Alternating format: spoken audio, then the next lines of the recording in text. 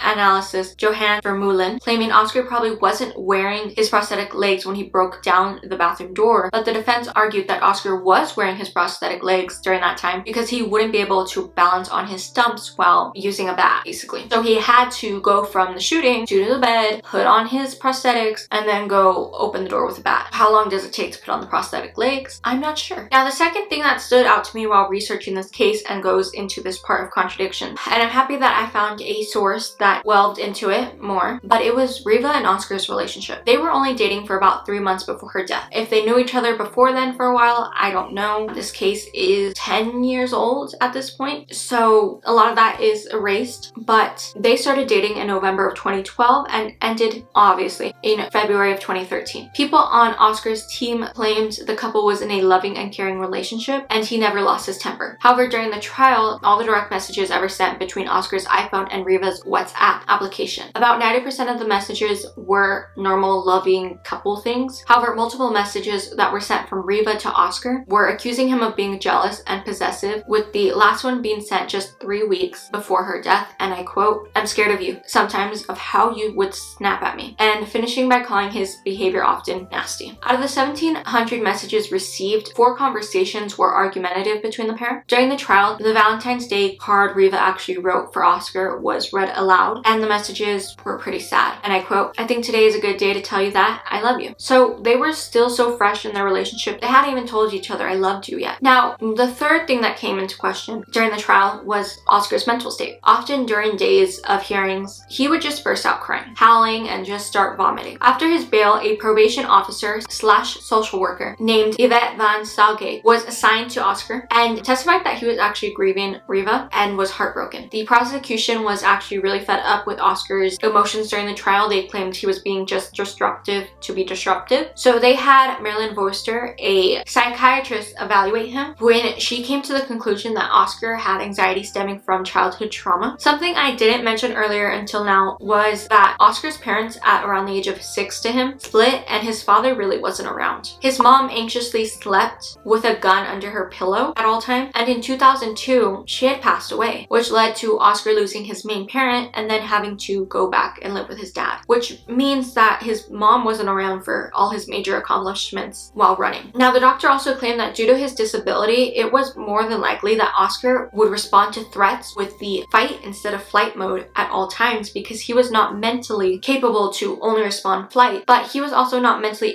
incapacitated or to where he would be unable to tell right from wrong. He knew what right and wrong was. From the shooting, he'd be suffering from PTSD and needed constant therapy, or he would have a high chance of committing suicide, is what the doctor had testified. Now, the doctor who amputated 11-month-old Oscar's legs actually testified during the trial, testified that in a dangerous situation, Oscar would be unable to flee just on his pegs without the prosthetic, so that helped the defense. Now, let's discuss Oscar and his guns. Multiple, plural. The manager of the International Firearm Training Academy in Walkerville, South Africa, named Sean Brenz, testified that Oscar had a great love and enthusiasm for guns. He had bought a Smith & Wesson 500 revolver handgun and wanted Sean to source him 5 other specific handguns that were all different. Oscar then told this man that he was applying for a collector's license, and there was also an incident that occurred months before Reeva's death, according to Sean. While in his own house, Oscar heard an odd noise and grabbed a gun, claiming to go into combat mode. But that noise ended up just being the laundry machine. So that proves that he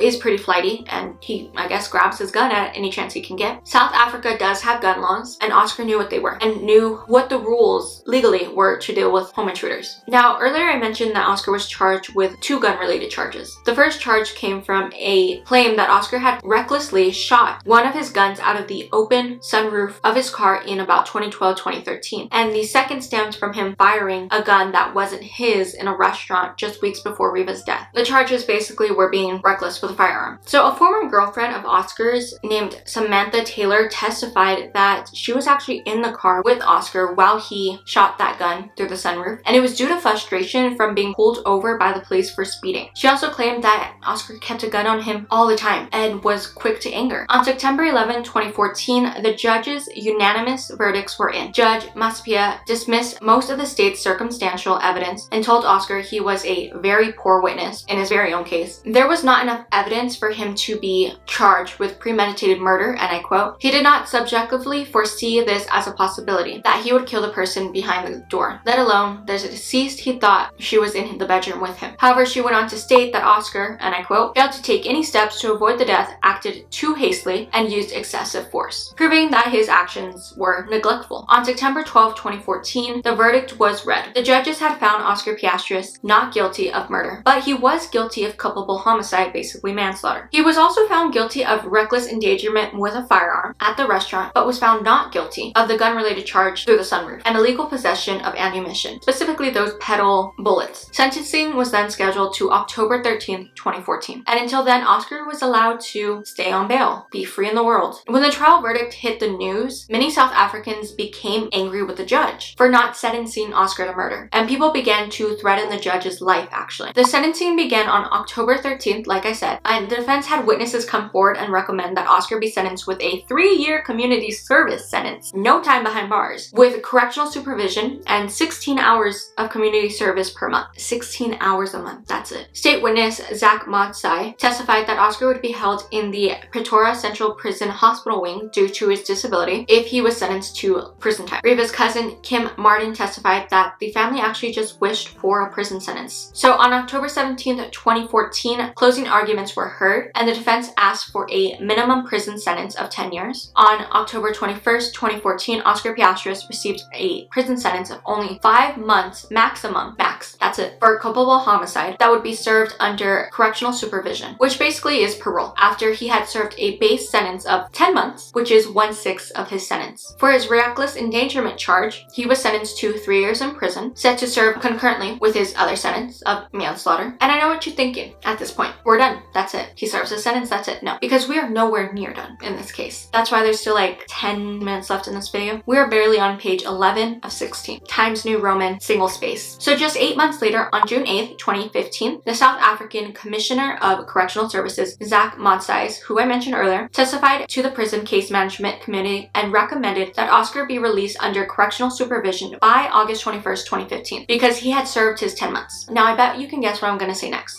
This recommendation for release was based on good behavior and the assumption that Oscar was not a danger to society. He would remain under house arrest and parole while having to do his 16 hours of monthly community service. On the terms of his release, Oscar was not allowed to return to professional athletic competitions until his 5-year sentence was up in 2019. On August 19th, 2015, 2 days until his planned release, the Justice Minister named Michael Dura sent his case over to the Parole Review Board, saying Oscar should not be released until he had completed his full term. So they're already sending in the paperwork to have him released for the 10 months, but it's only 8-9 months when they're sending this paperwork in. So the Justice Minister said, you know what, you need to hold on, you need to serve your 10 months, and then we can start getting them paperworks done. I mean, it makes sense to me. On September 18th, 2015, the board met, but they set the decision aside for 2 weeks later. On October 5th, 2015, the parole board decided to finally look at making a decision in the case for release and decided a new condition needed to be added to the terms of release, stating Oscar Pistorius needed psychotherapy for his PTSD. Now, the Pistorius family questioned if the constant delay in Oscar's case was due to the public, political, and media hype around it, and claimed he was already in therapy. On October 9th, 2015, the parole board scheduled a hearing for October 15th to give them time to consult with Reeva Steenkamp's family and see what they wanted. They then allowed Oscar to be released on house arrest by October 20th, 2015, and he was let out on the 19th. Oscar was only out for a week when, on October 27, 2015, news broke that the prosecutors were actually launching an appeal on the verdict and sentencing based on Judge Maspia's interpretation of the law. What is going to happen next would never be allowed in the United States unless there was concrete evidence of corruption. So basically, Judge Maspia, who resided over the original case, was being told that her judgment was too lenient and she interpreted the law in a way that the law shouldn't have been interpreted. You know, kind of like what's going on with the Supreme Court in the United States. You know, they're putting their personal decisions into cases and not doing on what's on the book. So on November 3rd, 2015, 5 judges met at the Supreme Court of Appeals. The prosecution argued that the identity of the person in the bathroom was irrelevant to this case, but the defense countered that Oscar truly believed his life was in danger when he shot the gun. Notice how they're saying his life was in danger, not his and Reeva's life was in danger. So Oscar's action worked because he felt his life was in danger, not his and Reeva's, who he claims he thought was still asleep in the bed. Keep that in mind. Now, the prosecution was basically saying it doesn't matter who was behind that door, whether it was an intruder or Reeva. Oscar had a gun and he shot 4 times. That says intent. So on December 3rd, 2015, the court overturned the initial verdict, entered the conviction of murder, and stated there was no evidence Oscar was fearful for his own life. They found him guilty of murder due to his high caliber weapon. Why would you need a pistol in your house? And extensive firearm training that he had should have clicked in his head that by shooting that gun 4 times, someone could have died. Doesn't matter who it was, whether someone was behind that door or not. The Supreme Court described this case, and I quote, "a human tragedy tragedy of Shakespearean proportions. So on December 8th, 2015, an announcement was made that Oscar Pistorius could stay on bail after paying his $10,000 rand, which is about $700